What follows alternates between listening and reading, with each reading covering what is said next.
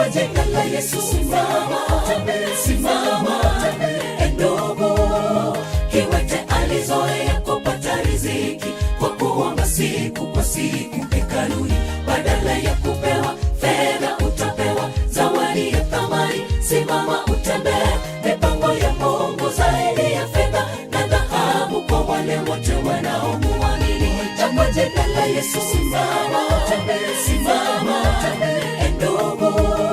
Kiwete alizoea kupata riziki kwa kuomba siku kwa siku hekaluni, badala ya kupewa fedha utapewa zawadi ya thamani. Simama utembee, mipango ya Mungu zaidi ya fedha na dhahabu kwa wale wote wanaomuamini.